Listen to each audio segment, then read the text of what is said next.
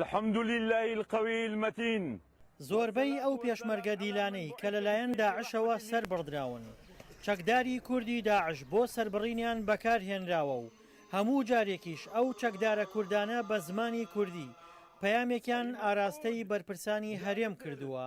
بمبارانی خەڵکی مسلمان و کرد. پەیامەکەی ئەوانە یانێ بڵێ دێمە لە کوردستان خەڵکمان هەیە و خەڵک هاوفکرمانە کە لە حقیقەتە لە عەرزی واقع ئەوەی کە ئێمە بزانین وانە و تەنها حاڵەتێکی شەڕی دەرونیە ئەیوێ لەگەڵ خەڵکی کوردستان بیکات هیچ تر نییە. لە کۆی 17 پێشمەرگەی دیلی کەرکووکی تەنها 6 پێشمەرگەیان لای داعش ماون ئەوانی تریان سەر بڕیوە.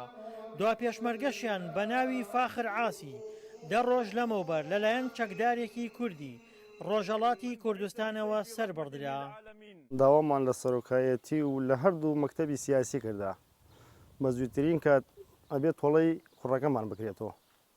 ڕاستە ئێمە کوردێکی ئێرانیان لەورانە خستەتەبان سەری کوڕەکەمان ئێمە بە زووترین کاتگەرەکمان تۆڵەی ئەو کوڕەمانە بکرێتەوە. تر ئەوانەیش کورد نین، ئەوانە زۆڵە کوردن، ئەوانە هیچ کاتێک مافی کوردایەتیان پێوە نوێ و هیچ کاتێکیش ئەوانەیش هەر شخصێکن لەو پاپەتیە داعشتان ئەوانە هیچ کاتێک نە ئێمە و نە سۆرۆکایەتی و نە هەردوو مەکتەبی سیاسی ئەوانە بە کوردانە هیچ کاتێکیش هیچ قەومیەتێک لە هەر چوار پارچەی کوردستان ئەوانەی بە کورد حەساو نەکردووە. سەرجەم پێشمەرگە دیلەکانی لای داعش پێش بردنیان بۆ مووسڵ جلی پرتەقاڵی کراوەتە بەریان و خراونەتە نێو قەفەسی ئاسنین و بە نێو قەزای حەویجەدا سوڕێنراونەتەوە.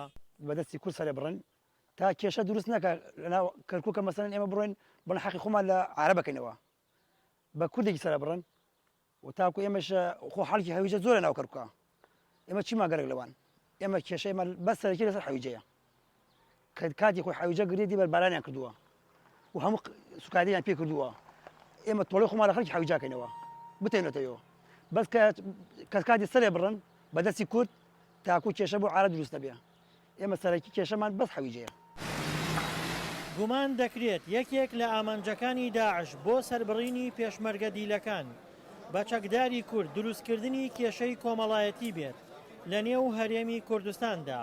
کاتی خۆی مانگی ڕابردوو تقریبان بۆ ماوەی فترەیەک 45 ڕۆژێک سریەیەکیان هێنا بە ناوی سریەی کوردەکان کە دیاربوو لە مووسڵ هاتەبوون و ئەو چەکدارانەی داعش کە ڕایان نەکرد و ئەو خەڵکەشی کە یانەویست لە ژێر دەسەڵاتی داعش هەڵبێن بۆ سنووری ئیدارەی کەرکووک ئەوانە دەستگیرەکران لە بازگەکان کوردیان دائەنە بۆی کورد فەرقی عەرەبی بەلاوە نەبوو هەموویانی دەستگیرە کردووە بۆ لیژنەی تاقیقانی نرد چەندین جار گەیشتووەتە شەڕ لە ناو یەکدیکە ئەمە بۆ نمونە جبورە بۆچی عوبەیدێگەگرێ عوبەیدە بۆچی ئەڕوات مەسەڵەن خەڵکی جبورەگرێ بە تایبەت لە سنووری کەرکووک باسەکەم دوسێ جار گەشتە شەڕی چەکداریش لەسەر ئەو مۆزووە بۆیە باشترین حەل بۆەوانەوە بوو خەڵکێک بێنن کە خەڵک منتقەکە نەبێت و خەڵکیان لە مووسڵ هێنا و کوردەکانیان بەکارهێنا.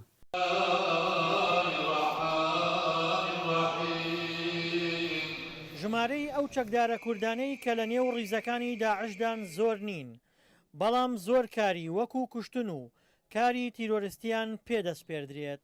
دڵشاد ئەنوەر، دەنگی ئەمریکا، پارێزگای کەرکووک.